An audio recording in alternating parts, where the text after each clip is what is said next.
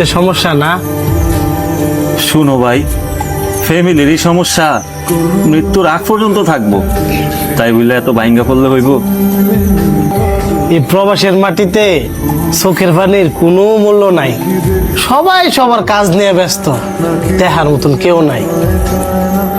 এই প্রবাসের মাটিতে হাজারো কষ্ট বুকে চাপা দিয়ে রাখতে হইব, এখানে কেউ কারো কষ্টের ভাগ নেয় না।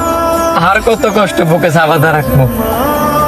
বউরে কিছু দিলে মায়ের রাগ করে, মারে কিছু দিলে বউ রাগ করে, ভাইয়ের আবদার, বাপের আবদার, এই আবদার নিয়ে রাত্রেবেলা ঘুমানো লাগে। কেউ একটা বার জিজ্ঞাসা করে না আমার আবদারটা কি, আমি কি চাই।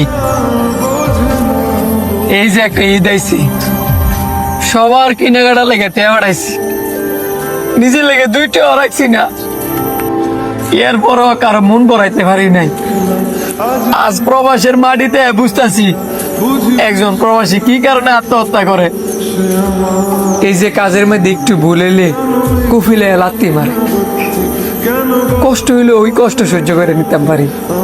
এই যে বন্ধুরা কষ্ট দেয়, ওই কষ্ট সহ্য করে নিতাম পারি। এই যে আত্মীয় স্বজন কষ্ট দেয়, ওই কষ্ট সহ্য করে নিতাম পারি।